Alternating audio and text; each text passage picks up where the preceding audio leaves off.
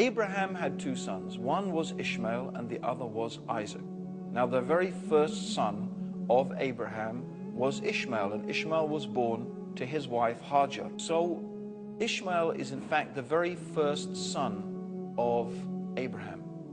And in Genesis 17, in the 4th verse, it says, "My covenant is with thee, and thou shalt be a father of many nations." And in Genesis 21:13, God promises that of the son of the bondwoman will I make a great nation, because he is thy seed.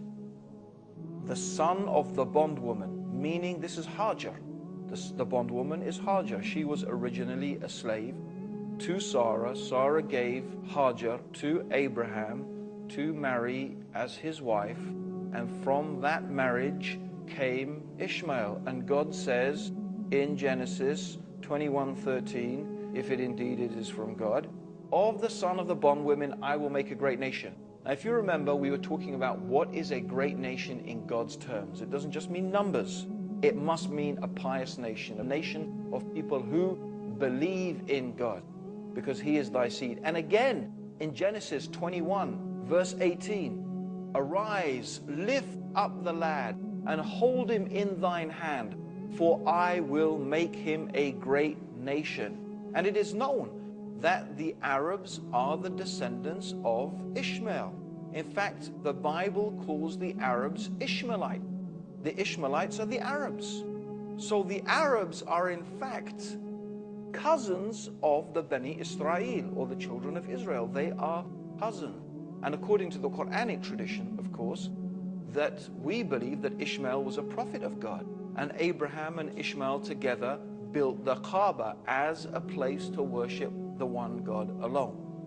So it seems that Jesus here is foretelling that the scepter will pass from the children of Israel. The stone that is rejected, meaning Ishmael, will in fact become the cornerstone, the very corner, the very thing that holds monotheism together. Since the Jews have rejected him as the Messiah, therefore the covenant will end with them, and it will be passed on to the descendants of Ishmael. Now at the time of Jesus, it seems very clear, at least according to the Gospels anyway, that the Jews were expecting three particular personalities. And they show this in their questioning of John the Baptist. And this is mentioned in the Gospel of John in the 1st chapter in the 21st verse. They ask, "Are you the Christ?" They're asking John, "Are you the Christ? Are you Elias? Are you that prophet?" So it's very clear that there's three distinct individuals that they're asking about. The Messiah, Elias, who is supposed to come again, and that prophet. Now Jesus, who is of course the Messiah, he says that John the Baptist was in fact Elias. He of course is the Messiah that only leaves that prophet. Who is that prophet? It means they were expecting a particular prophet. And it is very, very clear that they were talking about who is not the Messiah and who is not Elias. He's a different personality. Is the prophet referred to in the prophecy of Deuteronomy chapter 18 verse 18. Let's read it. "And the Lord said to me, They have spoken that which they have spoke, and I will raise them up a prophet from among their brethren, like unto thee, and I will put my words in his mouth, and he shall speak unto them, and he shall command them."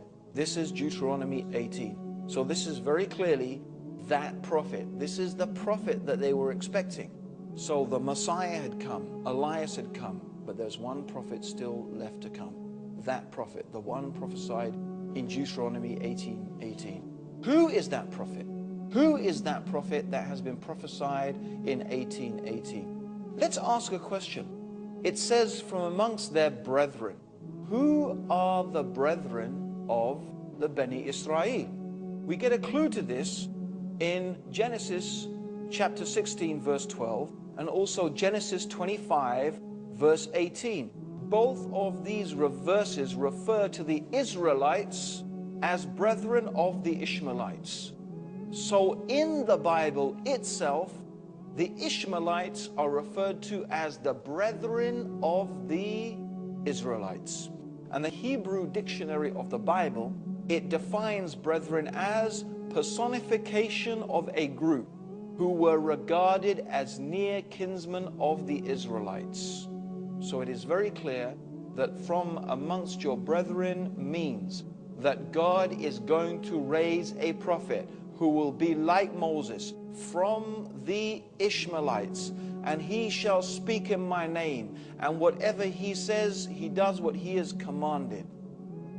Let's just read a very interesting extract from the Collins Dictionary of the Bible.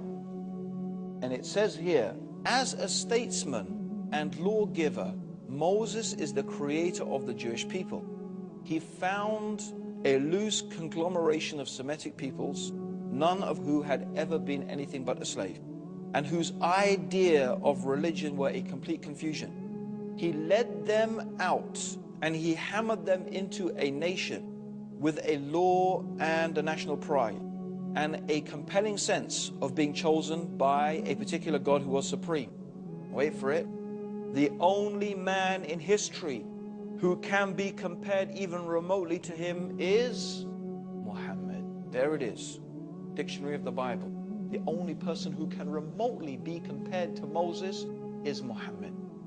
From the brethren of the Israelite, God is going to raise up a prophet. Every time the Quran starts a new chapter, it begins Bismillahir Rahmanir Rahim. And what does Deuteronomy 18:18 say? He shall speak in my name. The words that I will say, he will speak them. The Quran says the Prophet Muhammad does not speak from his own desire. It is nothing except a revelation that is revealed. When the Prophet spoke about Allah, when he spoke about God, he did not speak from his mind. He didn't invent things for himself. He spoke what God had commanded him, just as it had been prophesied in Deuteronomy 18:18. Certainly, Jesus is not like Moses. Jesus was born miraculously without a father. Muhammad and Moses both had natural fathers. Jesus was cared for by his mother. Both Moses and Muhammad were orphaned from a young age. Jesus was actually a follower of the Mosaic law, whereas Moses brought a new law, and also Muhammad sallallahu alaihi wasallam, may God's peace and blessings be upon both of his prophets, all of his prophets. He also brought a new law.